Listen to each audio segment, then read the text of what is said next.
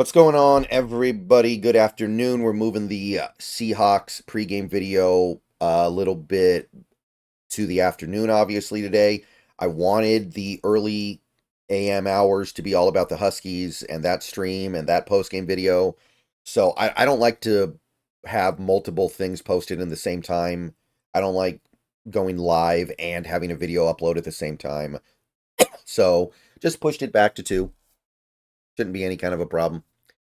This pregame video is being powered by BetUS, and this is a big opportunity for not only this team this weekend, but this coach and this quarterback to make a big statement. This is a statement game for all three guys, and if they take care of business on all three levels that I just said, coach, quarterback, team, it's going to be hard to ignore. The national media won't be able to ignore it. Some of the takes that you started to see trickle out after the 3-0 start and then got pulled back after that Giants loss and Niners loss, they're going to be put back out on the table potentially. This Buffalo team has national attention and national respect. They made the playoffs several years in a row. So you beat them. That's a statement. Mike Macdonald doesn't yet have his statement win as the head coach of the Seahawks. He's got some wins. He's got some good wins. I'd go so far as to say that last week was a really, really good win. But this would be the statement win. This would be the one that people would really take seriously. And it would show that you are that guy. Because you've had an adequate amount of time to prepare for this game now, right? That was the thing against the Giants and then the Niners, right? Oh, the team was bad because they didn't get a full week of work in between the games. Well, now you get an opportunity to prove that with adequate time to prepare and having most of your players back, you've got a pretty healthy defense at the moment, you can make beautiful things happen. So it's an opportunity for McDonald to make that statement. And finally, I'd say Geno Smith. Because you don't get many opportunities like this where you're going up against not only a good Buffalo Bills defense, but you're going against an elite quarterback. And if you get a win on Josh Allen, if you get the one-up on Josh Allen, people are going to have to start looking at you and wondering, wait a minute here, how good is this guy? Is he closer to he's not Josh Allen. Maybe he's closer to Josh Allen than we thought. Maybe we got to reevaluate this a little bit. It's an opportunity to do that. All right. So let's talk about this game as much as we can. Now, I am recording this before the DK Metcalf announcement. We don't know if he's playing yet as of me recording this video. I assume he's not playing, to be perfectly honest. But I do understand that it's possible as of me recording this video, but I got to do it, right? Got to just move forward with our best guess. Like I said earlier, this video is being sponsored by BetUS. I want to tell you a little bit about them. You can head on over there right now. Best online sportsbook and casino you can find. Ton of fun games that you can go bet on this upcoming NFL Sunday. You can build props with their prop builder. And most importantly, and what I'm telling you to go do right now, is use promo code YouTube150, 150% deposit bonus on your first deposit up to $2,000, 125% deposit bonus on your second and third deposits up to $2,000. So get on over to BetUS and get some free money and throw down some wagers. Okay, so back to the game here. The offense, I really want to see us run the ball. And I've talked more about running the ball over the last couple months, I feel like, than I did most of the Russell Wilson years. But I got no choice. The team has made this big investment into running backs. They then need to turn around and actually get benefit from it. We have one of the best 1-2 punches in the league, I'd say. Top 5, very close. I think it is probably top 5. But if you're not getting big results from your running game, what's the use? Because it's not because those guys aren't good. It's because you haven't put them in the right situations. Because the way I see it, the Niners, we should have been able to run the ball on them because they're so thin up front. Couldn't do it at all. And I said the same thing about the Falcons last week. I said we should be able to run the ball on the Falcons because they're light up front, missing their top inside linebacker. And we did okay, right? The running game was okay, adequate, workable, but nothing special, nothing crazy. Mostly dependent on Ken Walker just being a remarkably talented player than anything else. So, point I'm trying to get at here is I look at this Buffalo front that is missing Terrell Bernard and Dwayne Carter and is already down guys like Matt Milano, and they've lost, obviously, Dodson to us in the offseason. You should be able to run the ball on them. And if I don't see this team start to at least be able to really run the rock efficiently against these light fronts and weak defenses overall, not that Buffalo is a weak overall defense, but it's a little thin in the front seven right now, you got to start asking what's the value of these backs. So to me, that's the main thing I'm looking for, because this team has made too big of an investment in the running game for them to not be able to run consistently against these less than healthy fronts. Obviously the game is likely still going to come down to Geno Smith and whether or not he can perform at a really high level in a difficult situation against a really good quarterback, because most games do, right? Most games come down to, okay, the game is tied, this quarterback has the ball, needs to go get a scoring drive down in 2 minutes, or they're down by 3 or down by 4, down by 6, whatever, and then the quarterback, it's up to him to either lead the drive or not. So at the end of the day, it still comes down to him. And with me assuming that DK Metcalf is out, the windows are going to get very small for him. Because DK Metcalf, his downfield speed and ability to just kill on those 9 routes is one of the central focus points of this offense. Without that, safeties have no reason to be terrified of having to stay back 20 yards. You've got nobody to take the top off, nobody to push the safeties back on not just the plays where they run the 9 route or plays where they get the ball thrown their way, but every single play. You got Tyler Lockett, who cannot consistently make big plays down the field anymore. He'll make the occasional one, but it's not because of his speed anymore. It's because he's a great route runner and he has a great field awareness to be able to make plays on the ball, even in low, low percentage situations. But he doesn't have the speed or, at this point, probably endurance to be a consistent threat down there. Their safeties are not terrified of Tyler Lockett. They're certainly not terrified of JSN, who is not a downfield threat at all, really. Doesn't have the speed for it, and it's not his game. His game is underneath. And Jake Bobo, who ran like a 5-second 40. Now, I know he's a little bit faster than that, but he is very slow. And once again, the defense is not going to fear him anywhere close to the way they fear DK Metcalf. So the windows are going to be tighter. That safety, who had to play back before, doesn't have to play his back. So there's a lot on Geno to be very precise and perfect in this game. You're going to be looking to hit windows against guys like JSN, with guys like JSN and Lockett, who are a little bit slower and more likely they're affected by coverage that doesn't have to be scared of Metcalf. But he's capable. He's been one of the most accurate quarterbacks in the league so far this year. He's capable of overcoming a shortcoming like that and still finding ways to move the ball. So it's a challenge, but it's one that I know that he is capable of lifting to. I want to see a lot of Laviska Shenault in this game. We got to find a different way to stress the defense. Metcalf just being on the field stresses the defense, but Laviska Shenault can stress them in a completely different way.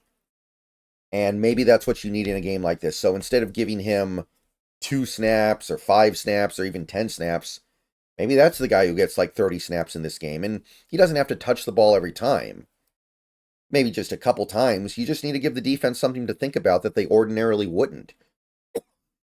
He's a fun, skilled, capable gadget player. Find a way to get value out of him in a game like this, where it looks like you don't have your number 1 playmaker. So Ryan Grubb, maybe you could call this a little bit of a statement game for you too. Get the team to where they can run the ball on a team missing their top linebacker and one of their defensive tackles, and find a way to get it done without DK's speed taking the top off the defense. And people are going to be laying off you real quick, because that would be a sign that you're really starting to pick this NFL stuff up, that you're really starting to understand what it takes. That's the offense. Other side of the ball, you go to the defense. And for me personally, I really need that trend. I really need that expected reversion to the mean to hit this week. And to me, the game, defensively at least, is going to come down to when Josh Allen gives you a chance at a turnover, because he's going to give you a chance at some point in this game, I'm sure. It's not in his nature to go this long without putting up turnover-worthy plays. When that play comes, are you going to make it or are you going to drop it? Are you going to make that interception or are you going to let it hit the ground? Are you going to fall on the fumble, or is a Bills player going to fall on the fumble, right? To me, the game could very easily and probably well come down to something like that. Because I said in my short earlier this week, he's due for some turnovers. And honestly, I know we forced 3 turnovers last week against Atlanta, but on the whole, you got to say, so are we. We didn't have any turnovers for like almost a month, except for the stupid Giants play where the running back got in and the refs didn't give it to him. And he, even if it is a fumble, it's a complete accident. So 3 turnovers in 1 week is great, but it's not enough for me to say, hey, reversion to the mean, this is just the randomness of the NFL. No, I kind of need you guys to keep it up this week, and I kind of need to see that Josh Allen interception that I theorized come true. Hard to believe you're going to win otherwise, and as long as you can stop the run, you should be able to get him there. Bills' running game, mediocre. They've got 2 guys back there, Ray Davis and Cook, and I think they're both at like 4.2 yards a carry. Nothing special, nothing stand out. And we're adding this new player, Ernest Jones, this week. Bring him in because Jerome Baker, to me, looked lost in run fits. That was what I kept seeing. He looked like a mess with his run fits. So you should be making an immediate improvement there. I know Ernest Jones just got here, but he should still be an upgrade over what you had with Baker, just because he's physically healthy and able to move adequately. And it seems like his heart might be in it a little bit more. I know that's subjective. I don't want to get too deep into that. But the point is, the Bills should not be able to just control this game on the ground on you. You should be forcing them into pass situations, the 3rd and longs, the 3rd and mediums, the 2nd and longs, 1st and 20, 1st and 15, the passing downs. You keep getting them in those passing downs. And eventually Woolen or Witherspoon or Trey Brown or Julian Love is going to find themselves with an opportunity to make a big game-changing play. And I just want to know, are they going to make it? Because I think if they make it when it comes, because I do believe this run defense will improve enough in this game to give them chances. It's not going to be one of those games where it's always 2nd and 2, 3rd and inches, stuff like that. Make the play when it's there. The Amari Cooper trade definitely changed the tenor of this game for me personally. Before that Amari Cooper trade, I really did not like the way the Bills were helping Josh Allen, were giving Josh Allen the targets he needed, right? Not only is their offensive line taking a significant step back without Mitch Morse, but that receiver group didn't impress me much. But Amari Cooper has changed things. Now you have a credible starting receiver in this league in Amari Cooper.